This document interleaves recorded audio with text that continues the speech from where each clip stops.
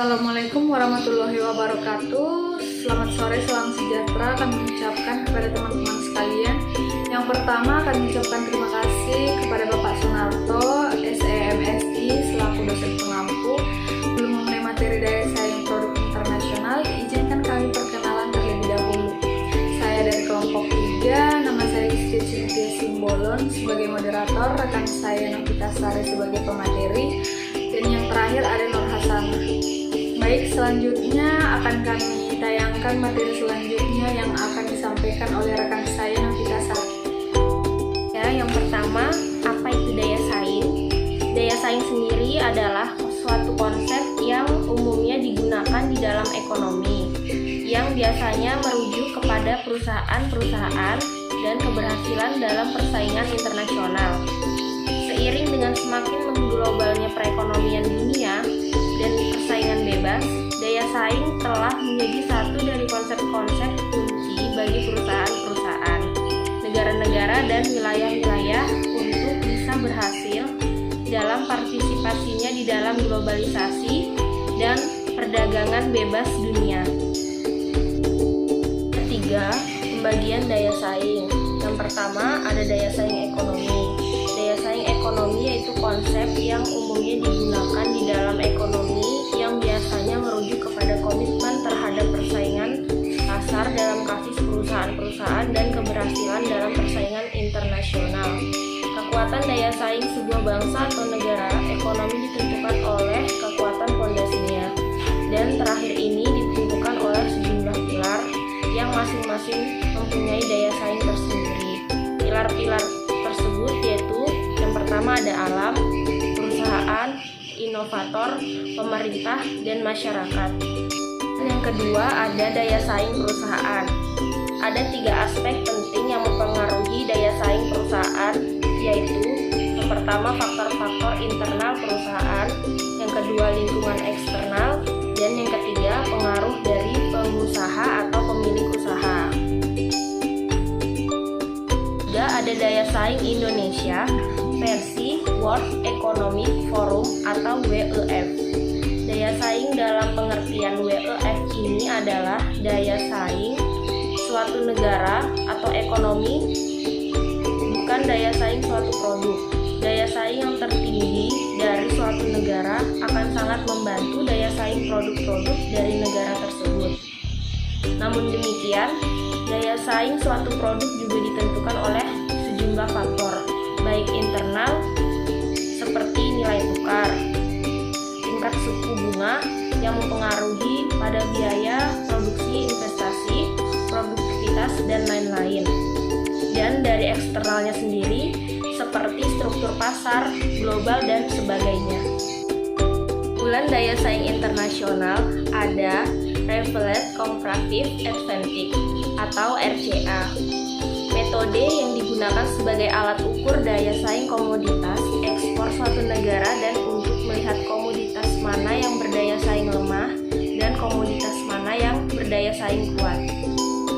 Beberapa poin yang harus kita ketahui mengenai RCA, yaitu yang pertama, salah satu alat analisis untuk mengukur daya saing pada perdagangan internasional. Yang kedua, metode RCA pertama kali ditemukan atau diperkenalkan oleh Bahasa pada tahun 1965 yang didasari oleh konsep keunggulan komparatif Ricardian. Yang ketiga, berdasarkan metode RCA, perdagangan antar wilayah sebenarnya menunjukkan keunggulan komparatif yang dimiliki oleh suatu wilayah. Variabel yang diukur pada metode ini meliputi kinerja ekspor suatu produk pada wilayah terhadap total ekspor wilayah tersebut yang kemudian dibandingkan dengan nilai produk dalam perdagangan dunia. Yang keempat, metode RCA telah mengalami beberapa revisi dan modifikasi. Keunggulan komparatif yang diungkapkan adalah indeks yang digunakan dalam ekonomi internasional untuk menghitung keuntungan atau kerugian relatif suatu negara tertentu dalam kelas barang atau jasa tertentu yang dibuktikan dengan arus perdagangan didasarkan pada konsep keunggulan komparatif Ricardian. Yang pertama, ada konsep dasar, yaitu perdagangan antar wilayah menunjukkan keunggulan komparatif yang dimiliki suatu wilayah. Yang kedua, ada konsep pengukuran. Konsep pengukuran yaitu kinerja ekspor suatu produk dari suatu negara diukur dengan menghitung nilai ekspor suatu produk terhadap total ekspor suatu negara dibandingkan dengan pangsa nilai produk tersebut dalam perdagangan dunia. Mengurangi dampak pengaruh campur tangan pemerintah, sehingga keunggulan komparatif suatu produk dari waktu ke waktu dapat terlihat secara jelas. Adapun kekurangan dari metode RCA adalah sebagai berikut. Yang pertama, asumsi bahwa suatu negara dianggap mengekspor semua komoditas. Yang kedua, indeks RCA tidak dapat menjelaskan apakah pola perdagangan yang sedang berlangsung sudah optimal apa belum. Yang ketiga, tidak dapat mendeteksi dan memprediksi produk-produk yang berpotensi di masa mendatang. Selanjutnya ada Revealed Comparative Trade Advantage atau RCTA, yaitu indeks lain yang umum digunakan dalam melihat daya saing atau keunggulan komparatif dan kompetitif produk ekspor di suatu negara adalah RCTA. RCTA berbeda dengan RCA. Perbedaannya adalah RCA melihat pada kinerja ekspor suatu negara dibandingkan negara lain atau dunia. Sedangkan RCTA selain melihat perkembangan ekspor juga melihat perkembangan impor untuk produk yang sama. Dalam kata lain, RCTA melihat kinerja ekspor secara relatif dibandingkan impornya. Landasan pemikiran indeks ini adalah bahwa nilai ekspor suatu negara bisa saja besar, tetapi impornya terhadap produk yang sama juga besar, atau bahkan lebih besar. Dalam hal ini, negara itu tidak hanya ekspor, tetapi juga impor terhadap produk yang sama. Ini yang dimaksud dengan perdagangan antar negara dalam suatu industri atau sektor yang sama. Indeks spesialisasi perdagangan atau ISP merupakan indeks yang digunakan untuk menghitung spesialisasi perdagangan suatu negara.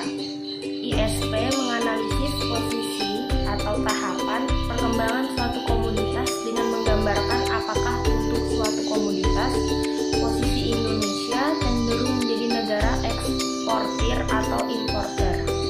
Bila hasil indeks RCA dari suatu negara untuk komoditas tertentu lebih besar dari satu, maka berarti negara yang bersangkutan mempunyai keunggulan komparatif di atas rata-rata dunia dalam komoditas tersebut.